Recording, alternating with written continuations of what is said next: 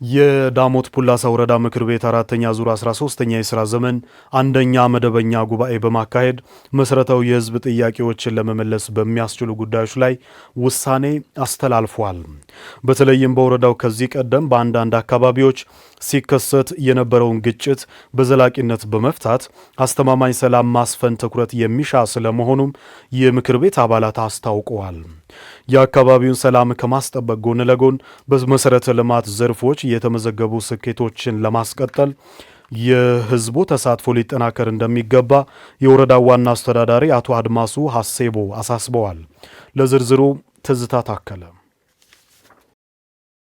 የዳሞት ፑላሳ ወረዳ ምክር ቤት አራተኛ ዙር 13ኛ የሥራ ዘመን አንደኛ መደበኛ ጉባኤ ባካሄደበት ወቅት በህዝቡ ዘንድ ምላሽ የሚሹ ዘመናትን የተሻገሩ ጥያቄዎች ከምክር ቤት አባላት ተነስተዋል።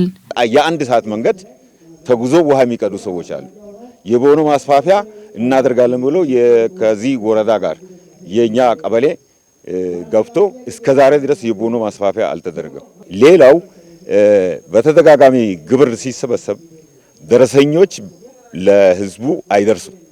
አገልግሎትን ለማግኘት ህዝቡ ከዚህ ከተማ ድረስ ይሄዳሉ። በቃ እዛው ጽፈት ቤቱ ተከብቶ አገልግሎት መስጠት ሲችል አገልግሎት ለማግኘት ማተም ለማስተካከል ከዚህ ቦዲቲ ከተማ ስራ አስኪያጁ ያለበትን ቦታ ፈልገው እዛ ድረስ ይሄዳሉ። አሁን ለምሳሌ 10 ኪሎ ሜትር ከቦዲቲ ኦሎላ 10 ኪሎ ሜትር ነው፣ 100 ብር ነው የምንከፍለው። ይሄን የሚቆጣጠር አካል የለም።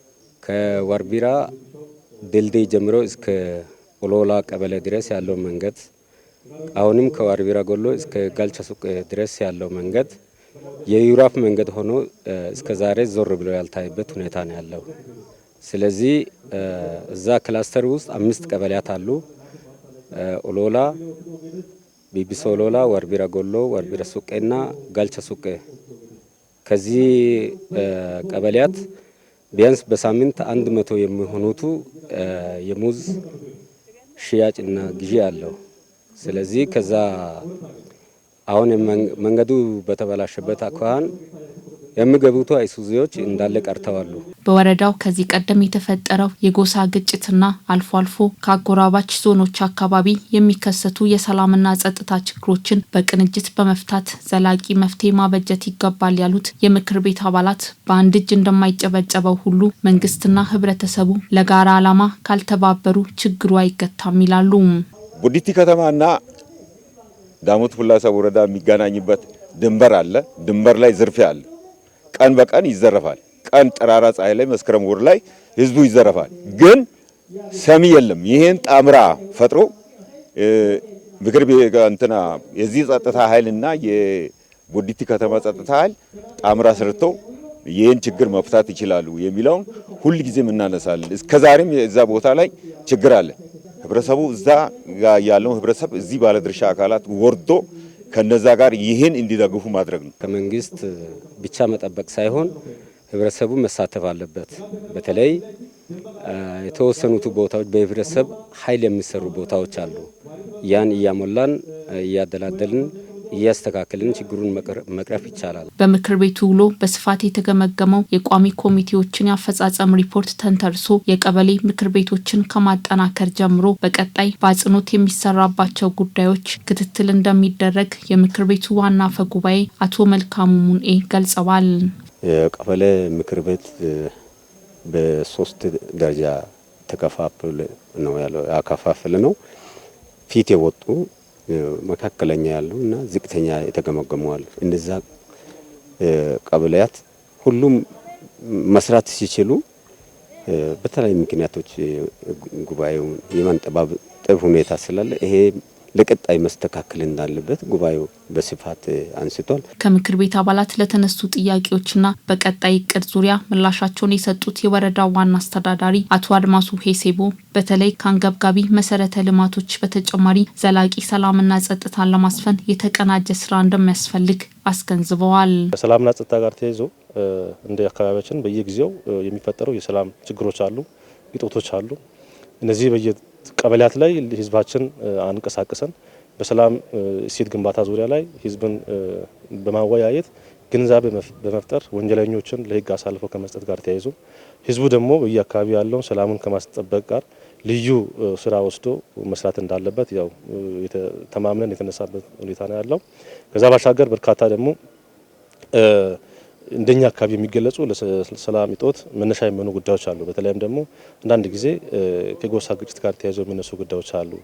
ሌላው ደግሞ ከውጭ አገር ጋር ተያይዞ ከዱባይ ሴቶች ጋር ተያይዞ የሚፈጠሩ በየጊዜው ለኛም ጭምር ለቁጥጥርም ጭምር አደጋች የሚሆኑ ጉዳዮች መኖሩን ለይተን ከሚያስፈልጉ አካላት ጋር ይህን ጉዳይ ምናልባት ለመቀልበስ አሁን ስራ ጀምረናል። ቀጣይ ላይ ከህዝብ ጋር ሆነን በስፋት ምላሽ እንሰጣለን የሚለው ነገር ለማንሳት ነው። ከሰሞኑ የወባ በሽታ ስርጭት እየተባባሰ መምጣቱ የቅድመ መከላከልና የሕክምና አገልግሎቱን አዳጋች እያደረገ ነው አሉ በወላይታ ሶዶ ከተማ ጤና ጣቢያ ሲታከሙ ያገኘናቸው። የወባ በሽታ አስተላላፊ ትንኝ መራቢያ ስፍራዎች መበራከቱና በማህበረሰቡ ዘንድ የሚስተዋለው የአልጋ አጎበር አጠቃቀም ክፍተት የበሽታውን ስርጭት ማባባሱን የወላይታ ሶዶ ከተማ ጤና መምሪያ አስታውቋል።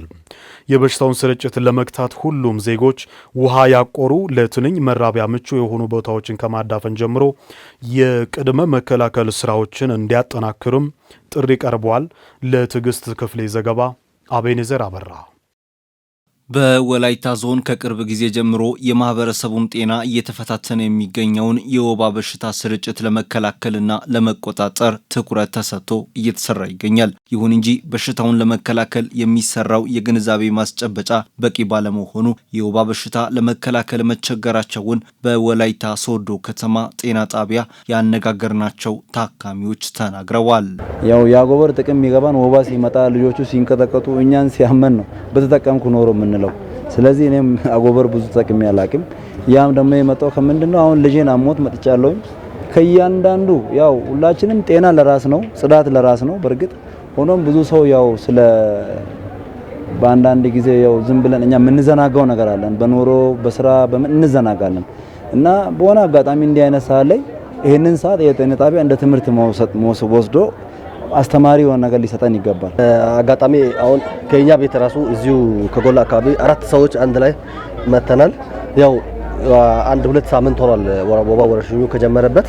ያው እኛም ያው ለመታከም ብለን እዚህ መተን ከጧቱ ጀምረን ያው እዚሁ 2 ሰዓት ላይ ጀምረን እስካሁን ያው ካርድ ለማውጣት ገንዘቡን ለመክፈልም በጣም ያው ስንቸገር እዚህ ቆይተናል። ወረፋውም ያው እንደምታዩት ያው ብዙ ነው። ታካሚዎቹ አክለውም የወባ በሽታ በደማቸው መገኘቱ በምርመራ ሲረጋገጥ የታዘዘላቸውን መድኃኒት ለማግኘት እንደሚቸገሩም ገልጸዋል።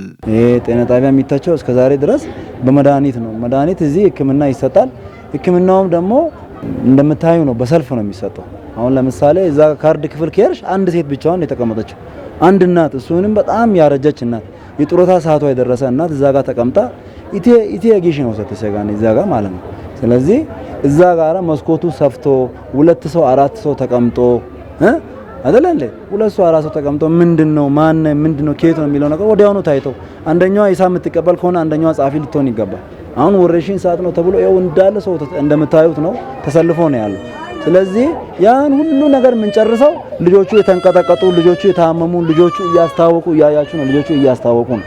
በዛ ጭንቀት ውስጥ ሆነን ሰዓት በጣም ብዙ ሰዓት አንዱ ከአንዱ ጋር ተገፋፍቶ ከጨረስን በኋላ ልክ ወደ መድኃኒት ቤት ስንሄድ መድኃኒት ቤት እንደምታዩ ነው የሆነ መድኃኒት አለ ምናልባት ከተባለ የሚባለው የትውከት መድኃኒት አለ ይሉ ይችላሉ፣ ወይ የዚች የብርዷ ሽሮፕ አለች ይሉ ይችላሉ። ከዛም በኋላ ይጽፉና ወደ ውጭ ነው የሚልኩን። ባለፈው ሳምንት እኔ ታክሜ ያለውኝ መድኃኒት የለም ተብዬ ነው የሄድኩት። ለመግዛትም ሄጄ ያው አጋጣሚ ያው ከቀይ መስቀል የተወሰነ ገዝቼ ያለውኝ ውጭ ላይ ሌላው ጋር ያው ትክክለኛ መድኃኒት የለም ስለሚባል እንፈራለን። መድኃኒቱ በተለይ የወባውን መድኃኒት ኮርቶምን ለመግዛት እንፈራለን። ምክንያቱም ነጋዴዎች አሉ፣ ከዚህ ከደቡብ አድርገው የሚያስገቡ ነጋዴዎች አሉ የሚባለው ወሬም አለ። ስለዚህ እኛ የምንፈልገው እዚሁ በመንግስት ጤና ጣቢያና በመንግስት ሆስፒታል ላይ ነው መታከም የምንፈልገው። ምክንያቱም ያው በመንግስት አቅጣጫ ያው ትክክለኛው መድኃኒት ስለሚመጣ ብለን ያው እዚሁ ቆይተናል። ግን ያው እንደምታዩት ያው ወረፋ ጉዳይ በጣም ከባድ አሳሳቢ ነው። በከተማዋ ያሉ ጤና ጣቢያዎችና ጤና ኬላዎች ክፍት ሆነው አገልግሎት እንዲሰጡ በማድረግና ከመድኃኒት አቅርቦት ጋር ተያይዞ የሚነሱ ችግሮችን በመቅረፍ የወባ በሽታ ስርጭትን ለመከላከል በትኩረት እንደሚሰራ የከተማው ጤና ጽሕፈት ቤት ገልጿል። መድኃኒት አቅርቦት በእርግጥ የተወሰነ እጥረት አለው። ቢሆንም ግን ያው በተቻለ መጠን እያዳረስን ነው። ብዙ እንትን ስላለ ፔሸንት ፍሎ በጣም ስላለ የበሽተኛ ቁጥር በጣም ስለጨመረ የሆነ ትንሽ እጥረት ሊያጋጥም ይሞክራል። ግን በተቻለ መጠን ያስተካከልን ነው። አልጋ አጎበር እንደሚታወቀው የከተማ ስለሆነ በእርግጥ ቅርብ ጊዜ የተሰጠን ባይኖርም ያላቸው ሰዎች በአግባቡ እንዲጠቀሙ አድርገን ጤና ኤክስቴንሽን ባለሙያዎችና ከዚህ ደግሞ ቀበሌ የሚደግፉ ባለሙያዎች አሉ። ቤት ለቤት በመግባት ያንን ያላቸው ሰዎች በአግባቡ ቅድሚያ ለነፍሰ ጡርና ህፃናት ቅድሚያ ሰጥቶ እንዲጠቀሙ በማድረግ ሰፍቶም ቢሆን እንዲጠቀሙ ሰፍቶ ሲጠቀሙ ፊዚካል ባረር ያደርጋል። ኬሚካሉ ኢቭን ጊዜው ስላለፈ ኬሚካል ሰፍቶ እንኳን ከተጠቀሙ ያው ፊዚካሊ ወባ ትንኝ ተቀምጣ እንዳታልፍ ያደርጋልና ቅድሚያ ለህፃናትና ለነፍሰ ጡር እናቶች ሰጥቶ ከዛ ደግሞ ያልሆኑት ቁጥሩ የሚበቃ ከሆነ አዋቂዎች እንዲጠቀሙ የማድረጉ ነገር ነው። ምናልባት እንደ ካርድ ክፍል የተሰነሳውን እሱን ያው በቅርበት ማለት ቅጥር ለመፈጸም እያሰብን ያለ ነው። ዞሮ ዞሮ ግን 3ቱ ጤና ጣቢያ ብቻ ሳይሆን በ10ሩ ጤና ጣቢያ አሁን ከተጨመሩ 7 ጤና ጣቢያ በ10ሩ ጤና ጣቢያ ያሉት የባለሙያ ስብጥር ማለት ነው አጠቃላይ መረጃ ሰብስበናል። በቅርበት ማለት ነው በዝውውር ከወረዳዎች ከዞንና ከክልል ጤና ቢሮ ጋር በመናበብ ኮሚቴ አዋቅረናል። በማኔጅመንት ወስናል። ያንን ቦታ ያው ለመሸፈን እንሞክራለን። ከመድኃኒት እጥረት ጋር ተያይዞ የሚለው ያው እንደ ከተማ አስተዳደር 20 ሚሊዮን ብር ነው 20 ሚሊዮን ብር ነው የተመደበው በጀት የተያዘው። ከዛ ውስጥ የመጀመሪያ ፓርት ተሰጥቷቸዋል ለ7ቱ የገጠር ጤና ጣቢያ። ካሁን በፊት ያው ብዙም እንትና የሉም። አሁን ግን 300 ሺህ ብር ለእያንዳንዱ ጤና ጣቢያ ተሰጥቷል። ለከተማዎቹ ደግሞ ለ3ቱ 500 ሺህ ብር ተሰጥቷል። ለጤና መድን ራሱ ታካሚዎች ራሱ የሞዴል ማህበረሰብ ፋርማሲ ጤና ጣቢያ እስከሌለ ከዛ ውል ተገብቶ እየተሰራ ነው ያለውና የመድኃኒት እጥረት ይፈታል የሚል ሀሳብ ነው ያለው። ያን ምናልባት ከዚህ ከግንዛቤ ጋር ተያይዞ ጤና ጣቢያዎች አስሩ ማለት ነው ስራ ከመጀመሩ በፊት እያንዳንዱ ሄልዝ ኤጁኬሽን ማለት የጤና ትምህርት ግንዛቤ ሁሉም ቦታ ያስተምራሉ። የጤና ኤክስቴንሽን ያው ክፍተት ቢኖርም ጤና ኤክስቴንሽን በየቤቱ ማለት በየቀበሌው በየጤና ኬላ በተለይ አሁን የተከታታይ የሆነ ዘመቻዎች አሉ። ኤምቢዲ ዘመቻ የወባ መከላከል ስራ ዜሮ ዶዝ ተብሎም እየሰሩ ነው ያሉት። እነዚህ ይህንን ስራ ሲሰሩ ቤት ለቤት ስለሚሄዱ ግንዛቤ የሚያስጨብጡ ይላል የሚል ሀሳብ ነው ያለው። የወባ በሽታን አስቀድሞ ለመከላከል ማህበረሰቡን በማሳተፍ ሁሉም ሰው የአልጋ አጎበር በአግባቡ እንዲጠቀም የማድረግና ውሃ ያቆሩ ቦታዎችን የማዳፈንና የማፋሰስ ስራ በሁሉም አካባቢ በቅንጅት እንደሚሰራም ተመላክቷል። በጉኑኖ ሐሙስ ከተማ በቅርቡ አገልግሎት በጀመረው የማህበረሰብ መድኃኒት ቤት የሚስተዋለው የአቅርቦት ውስንነት ሊቀረፍ ይገባል አሉ የከተማዋ ነዋሪዎች። በማህበረሰብ መድኃኒት ቤት አቅርቦትን ከተገልጋይ ፍላጎት ጋር ለማጣጣም ከ1 ሚሊዮን ብር በላይ በማውጣት የመድኃኒት ግዢ ለመፈጸም መታቀዱን የከተማው ጤና ጽሕፈት ቤት አስታውቋል። ሰናይት አብርሃም አገልግሎትን መስጠት ከጀመረ ጥቂት ወራትን ያስቆጠረው የጉኑኖ ሐሙስ ከተማ የማህበረሰብ መድኃኒት ቤት በግል ተቋማት ከሚሸጠው የመድኃኒት ዋጋ የሚቀንስ መሆኑን የከተማው ነዋሪዎች ያነሳሉ። ህዝቡ በዚህ ላይ በጣም ደስተኛ ነው ብዬ ነው ማስበው። እኔ ራሴም በጣም ደስተኛ ነኝ። በመድኃኒት ከግሉ የተሻለ ዋጋ እያገኘው ቆይቻለሁ።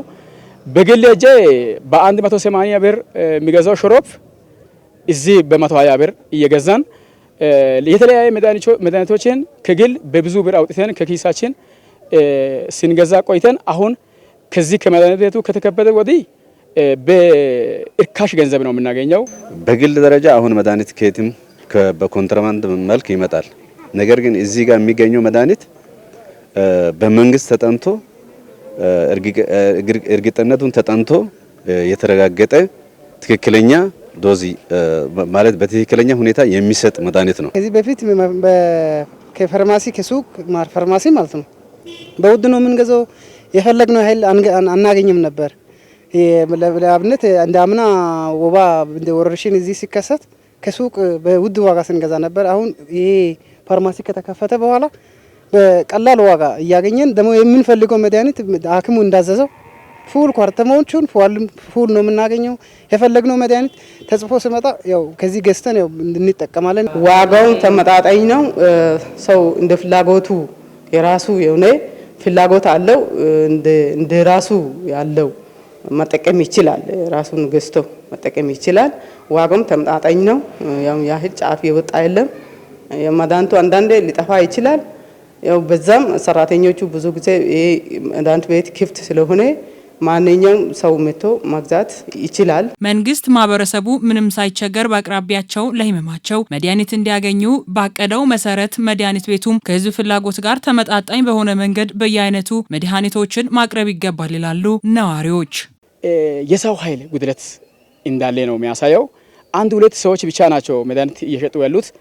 በእነሱ ላይ የተወሰነ በቃ ሰዎች መጥቶ ከሩቅም ሊሆን ይችላል ሊመጡ ይችላል ከቅርብም የሚመጡ ሰዎች ወረፋውን ጠብቆ የራሳቸውን ስራ ሰዓቱን ከመባከኑ በተመጡበት ጊዜ መድኃኒቱን ገዝቶ ወደ ቤታቸው ቢመለሱ ለማለት የሰው ኃይል እጥረት እንዳጋጥም የሰው ኃይል ቢጨመር በቂ አይባልም፣ በቂ አይደለም። አንዳንዴ መድኃኒቶች አሉ እንደ ፍላጎት መግዛት፣ አንዳንዴ መድኃኒት ሲጠፉ እነሱ ያመጣሉ እንጂ ሙሉም አይደለም። ያው አንዳንዴ ሊጠፋ ይችላል። ምናልባት እኔ ካገኘው እኔ አንዳንዴ ሲመጣ አንዳንድ መድኃኒቶች የሉም፣ አንዳንድ አሉ። ያው ይከለሉ እነሱ የሚጠይቁን ብዙ ጊዜ የሚጠየቀው ፓራስታሞልና የጉባ መድኃኒቶች ናቸው ጥፉት።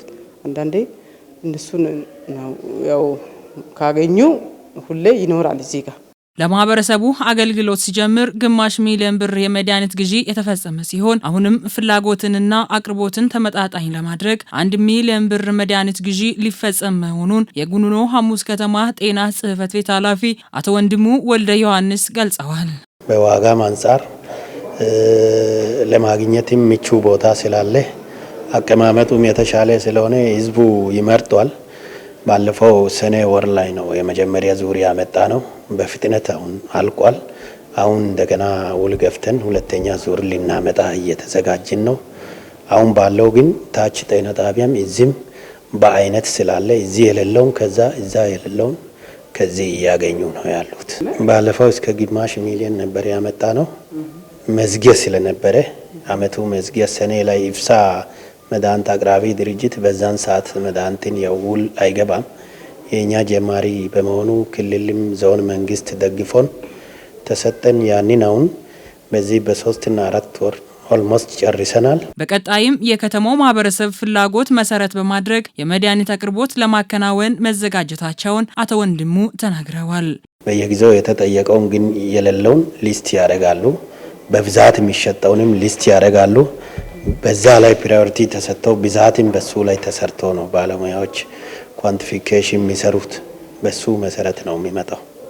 ተነጋግረናል። ያው ቦርድ አለው ፋርማሲ ጤና ጣቢያው የሚያስተዳድረው ቦርድ ይህንንም ያስተዳድራል። ቦርዱ ተነጋግሮ በከተማ ካንቲባ የሚመራ የጎደሉ ባለሙያዎች ተለይቷል። ከክልልም ፓብሊክ ሰርቪስ መጥቶ ያው አሁን ባለው ሁኔታ እንደዚህ አዲስ ቦታ ሲሆን መደቡ ተጠንቶ ነው ተቀርጾ ነው የሚመጣውና አሁን ሊልኩ ነው። ወዲያው እናሟላለን። ወደ 5 ፋርማሲስት ያስፈልጋል።